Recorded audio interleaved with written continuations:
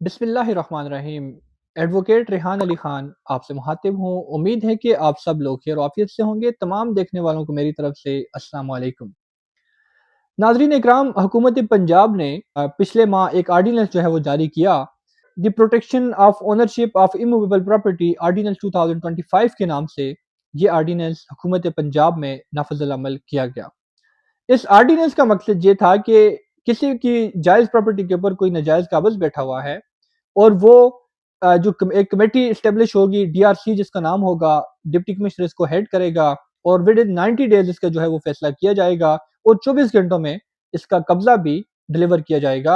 اور اسی کے ساتھ ساتھ ایک اپیلیٹ فورم بھی بنا دیا، ایک ٹریبونل بنے گا اور اس کے اندر اس طرح کے ریٹائرڈ جج جو ہیں وہ ٹریبونل کو جو ہے وہ ہیڈ کریں گے، چیئر کریں گے، ٹریبونل کو جو ہیڈ کریں گے یا چیئر کریں گے۔ یہ ایک معاملہ ہوا۔ اب اسی آرڈیننس کے ایک سیکشن 8 سب سیکشن 6 کے اندر یہ پاور دے دی گئی اس ڈی آر سی کو کہ کوئی بھی ایسا میٹر جو کسی عدالتی فورم کے اوپر پینڈنگ ہے یا کسی اور ٹریبونل کے اندر پینڈنگ ہے جو قبضہ سے ریلیٹڈ ہے، انلیگل پوزیشن سے ریلیٹڈ ہے، وہ میٹر کنوینئر یا جو چیئرمین ڈی آر سی ہے وہ اس عدالت سے استدعا کرے گا، اپلیکیشن لکھے گا کہ اس میٹر کو یہاں پر ٹرانسفر کیا جائے، اس کی سماعت جو ہے وہ ڈی آر سی کرے۔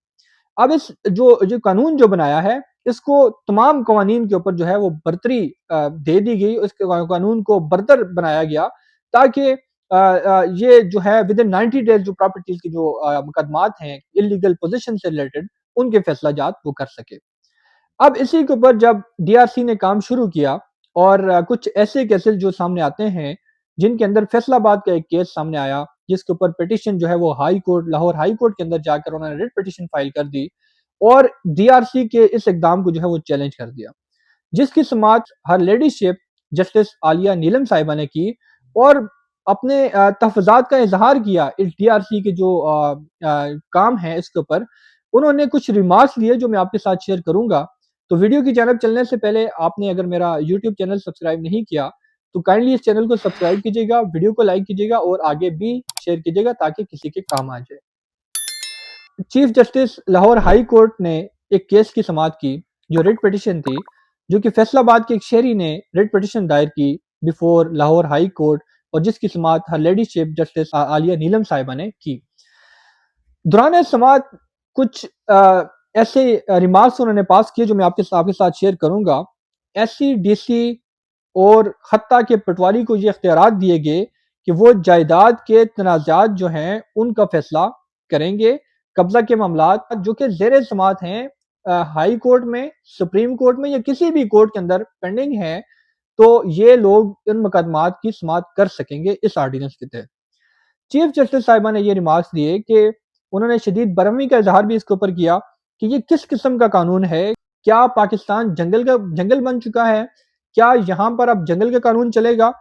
اس کے ساتھ سوال یہ اٹھایا جو معاملہ سپریم کورٹ میں زیر سماعت ہو اس پر ایک پٹواری کیسے جو ہے وہ سماعت کر سکتا ہے، کیسے پروسیڈنگ انیشیٹ کر سکتا ہے۔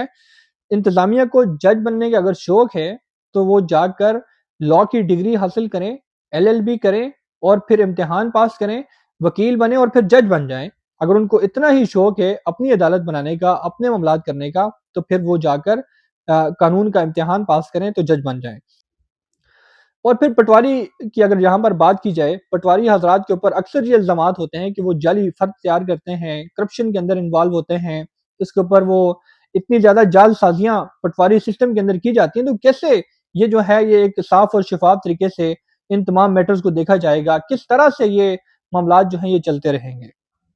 اب یہ معاملہ ہائی کورٹ میں کس طرح جاتا ہے۔ ایک فیصل آباد کی شہری ہیں جن کا پراپرٹی ڈسپیوٹ تھا، عرصہ 50 سال سے ایک پراپرٹی ان کے پاس لیز کے اوپر تھی۔ اب جس بندے نے لیز کے اوپر دی تھی اس بندے نے جن کا کیس جو ہے already supreme court of Pakistan میں پینڈنگ ہے، اور جو مخالف پارٹی ہے اس نے جا کر ڈی آر سی میں اپلیکیشن دے دی اور یہ چیلنج کر دیا کہ میری پراپرٹی کے اوپر ناجائز قبضہ ہوا ہے۔ اب اتنا تیز ترین جو نظام ہے اس کے اندر جو ڈپٹی کمشنر صاحب ہیں انہوں نے یہ حکم جاری کر دیا کہ جی اس پراپرٹی کو فل فور سیل کیا جائے، اور یہ پراپرٹی سیل ہوگی۔ اسی کے ڈپٹی کمشنر کے حکم کے خلاف لاہور ہائی کورٹ کے اندر ایک ریٹ پیٹیشن دائر کی گئی فیصل آباد کی ایک شہری کی جانب سے، جس کے اوپر ہر لیڈی شپ جسٹس عالیہ نیلم صاحبہ نے یہ ریمارکس جو ہیں وہ پاس کیے۔ اب یہ جو اقدامات ہیں یہ عدالتی اختیارات میں مداخلت کا باعث بنتے ہیں۔ جو مقدمات آلریڈی کورٹس کے اندر پینڈنگ ہیں، انصاف کے بنیادی اصولوں کے یہ خلاف ہے۔ اب یہ جو لا اگر بن چکا ہے، اس لا کے اندر اگر اتنی زیادہ اس کو پاور دے دی گئی ہیں، یہ میٹر اگر وہ کورٹ کے اندر پینڈنگ جو میٹر ہے ان کو سنے گا تو کیا اس کے اندر فیئر ٹرائل ہو سکتا ہے؟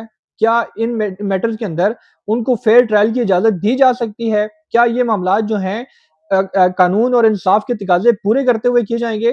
میرے پاس ایک کلائنٹ کا جو مجھے کال آتی ہے، وہ یہ بتاتے ہیں کہ ہمارا کیس آلریڈی اپیل کے اندر ہے، لوور کورٹ سے میرے فیور میں جو فیصلہ آ چکا ہے اور آگے آلریڈی کورٹ کے اندر اپیل میں چل رہا ہے، اور مخالف پارٹی جا کر جو ایسی کو اپلیکیشن دے دیتی ہے، اور ایسی جو ہے پٹواری کو مجھے بنا سنے پٹواری کو یہ آرڈر جاری کر دیتا ہے کہ بھائی آپ جا کر موقع ملاحظہ کریں اور جتنی ان کی پراپرٹی بنتی ہے وہ اس کی حد تک تو ٹھیک ہے، جو ان کی نہیں بنتی تو اس کو جو ہے وہ فوراً سے واگزار کروا کے آ جائیں، اور وہ یہ ان کو چھوڑنی پڑے گی، اس کا قبضہ ہم واپس دلوائیں گے۔